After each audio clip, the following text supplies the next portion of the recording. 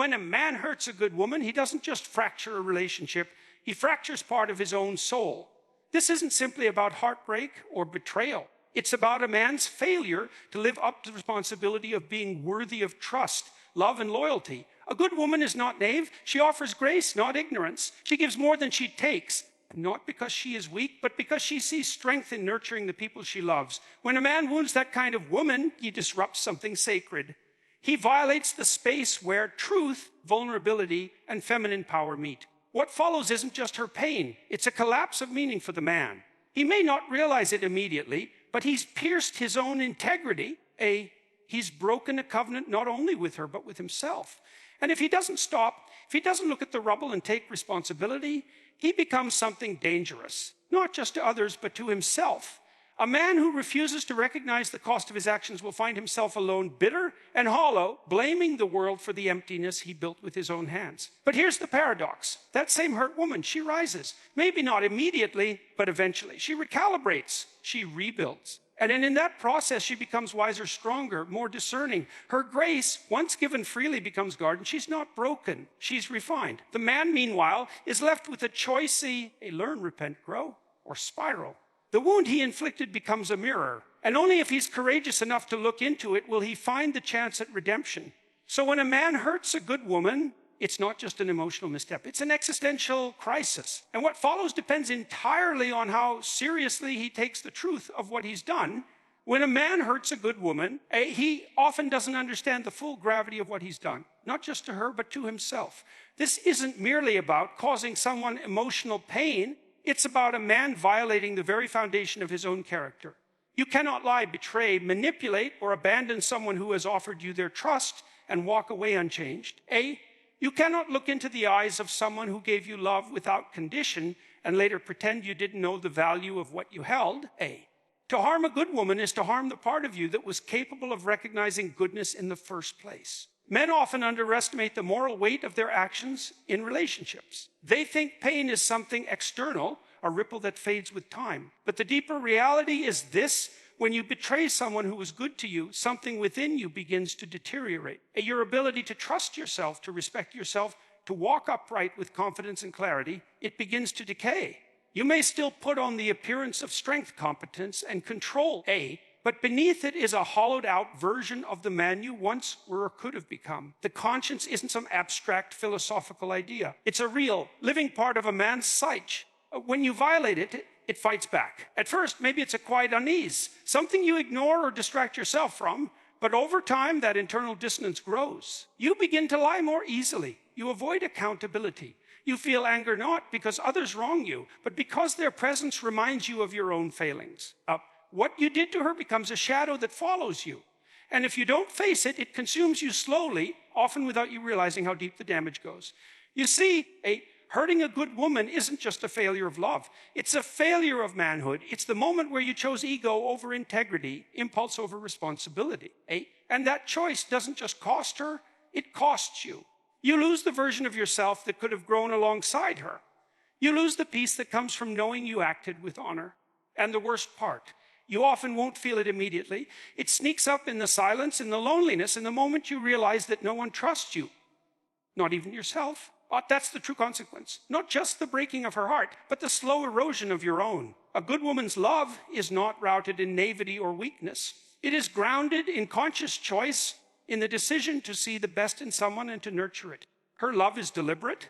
She gives not because she has to, but because she wants to. She sees potential where others see flaws. She believes in growth, in redemption, in the possibility that someone can rise above their past and become more. And when she loves, she does so with her whole being, offering patience, kindness, and depth that go beyond mere affection. This kind of love is not a sign of fragility. It is a reflection of tremendous strength. People often mistake gentleness for softness, but a good woman's love has an edge. It demands presence, honesty, and effort. She may forgive, but she does not forget. She may tolerate imperfections, but she does not tolerate disrespect. Her nurturing nature is not a free pass to mistreat her. Rather, it is an invitation to rise to the occasion, to be the kind of man who values what is rare and precious. The grace she gives is powerful, not passive. It is strength under control, compassion guided by wisdom. To love like this takes courage. It means exposing herself emotionally, knowing full well that she may be hurt. It means pouring energy into someone who might yet be ready to receive it. And yet she does it not because she lacks boundaries, but because she believes in love's transformative power. That belief is not weakness. It is bravery. Because in a world that often teaches people to guard their hearts, to trust no one, and to keep their distance, a good woman chooses openness. She chooses connection. That is strength. When a man misinterprets her kindness for dependence or her generosity for desperation, he reveals his own immaturity. He cannot see the full picture of what it takes to love that way. And worse, he believes that her loyalty is guaranteed. But what he doesn't realize is that a good woman is loyal, not blind. She watches, she notices, and when pushed too far, she will walk away, not because she stopped loving, but because she started loving herself more. The strength of a good woman is not in how long she stays, but in how much of herself she gives while she's there. Her love is a mirror showing a man not just who he is, but who he could be. To be loved by such a woman is not a right. It's a gift, one that must be honored and protected.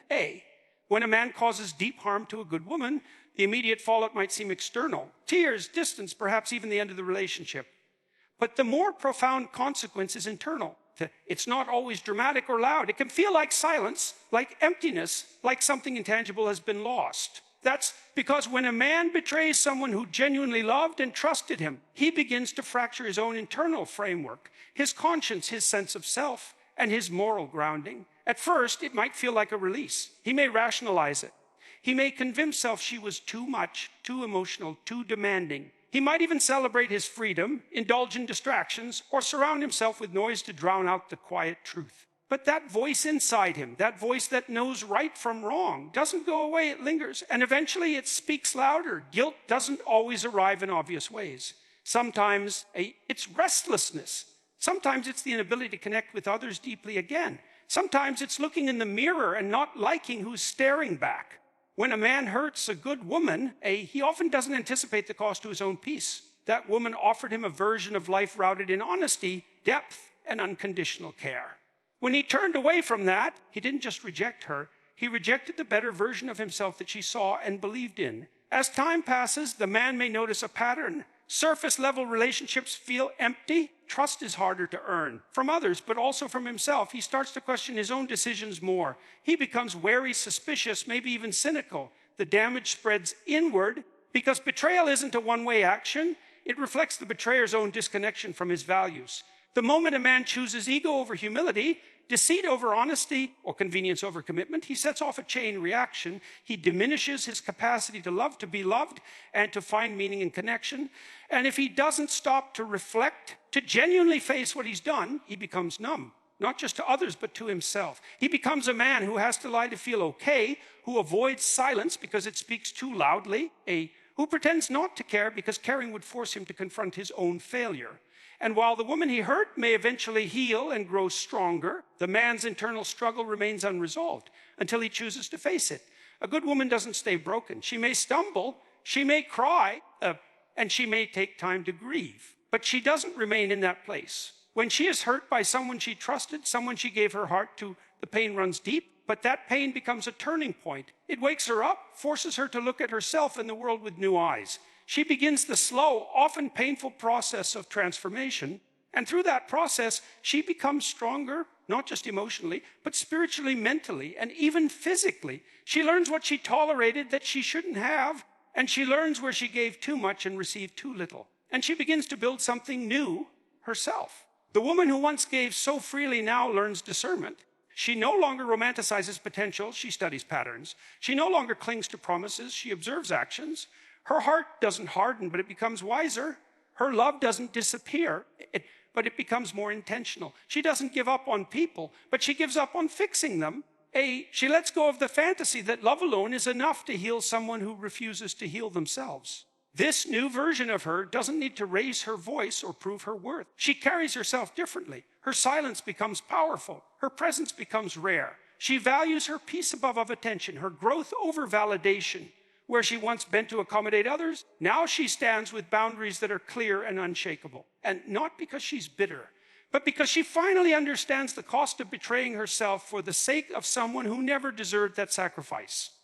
She becomes more careful with her energy, more intentional with her time, and more selective with her heart. The pain she endured becomes her fuel, her lesson, her shield, not to keep people out, but to protect the version of herself that she fought so hard to reclaim. She no longer views heartbreak as a weakness. She sees it as the storm that cleared the path. She now walks with confidence. To hurt a good woman is to unknowingly trigger her evolution. She won't be the same again. She'll be better. She rises not in spite of the hurt, but because of it. And when she finally does, the man who hurt her may not even recognize the powerful, grounded, radiant woman she has become, because she's no longer waiting to be loved right. She's busy loving herself in all the ways she once wished someone else would. When a man realizes the damage he's caused to a good woman, he stands at a crossroads. One path leads to deeper denial, avoidance, and self-destruction. The other demands something far more difficult: accountability. Redemption isn't granted by time passing or by a few words of apology. It requires a man to face himself completely, to look at the version of himself who hurt someone who only wanted to love him and admit without excuse that it was wrong. But this kind of reflection doesn't come easily. It's uncomfortable. It strips away the ego, the rationalizations, and the pride that so often shield a man from his own mistakes. It requires him to confront the reality that he was given something pure, something most people spend years longing for, and he discarded it, or worse, damaged it out of fear, selfishness, or immaturity. That truth burns. But it is that very discomfort that offers a door to transformation. A true redemption starts when a man stops asking how quickly he can move on and starts asking how deeply he can change. He must investigate the roots of his behavior, what made him act in ways that betrayed trust, what part of himself he's been running from, and what patterns he keeps repeating. This is not about guilt. It's about growth, about becoming the kind of man who no longer hurts the people he claims to care for, because he's done the inner work required to be trustworthy. Owning your damage doesn't make you weak. In fact, it's one of the strongest things a man can do. To admit you failed someone good and to not let that define you, but instead refine you. That's power, but it has to be real. Redemption without change is manipulation. Saying I'm sorry without altering behavior is meaningless. The apology has to echo in your actions, not just your words. The truth is, not every man will choose this path. Some will keep running, blaming, numbing. But the ones who do the hard work, the ones who take responsibility for the harm they caused, can rebuild something even better, not just in future relationships, but within themselves. They begin to live integrity, to speak with honesty, and to love with clarity. They earn back their self-respect not by erasing their past, but by letting it shape a better future. It's a long road, but it's the only one that leads to peace. So what follows when a man hurts a good woman isn't just a story of heartbreak. It's a reckoning, It's the unraveling of character, the test of a man's integrity, and the awakening of a woman's strength. It is a fork in the road where one must decide whether to retreat further into ego or rise into accountability and growth. Because the damage done in moments of betrayal doesn't just ripple outward, it reverberates inward, echoing in the man's conscience and shaping the woman's evolution. The good woman, though wounded, does not remain in the shadow of the hurt. She learns, she ascends. And the man, if he has the courage, if he truly seeks to understand what he's lost and why, it is there he may begin again, not to win her back, but to become someone worthy of love, trust, and redemption. These moments are not trivial. They are defining, and how we handle them, how we face ourselves, sets the course for who we become. Thank you for being here, for listening, and for having the courage to look inward. Whether you're the one who's been hurt or the one who did the hurting, healing begins with truth, and growth begins with ownership. Take care of your heart, protect your integrity, and never underestimate the power of becoming better. Thank you and goodbye.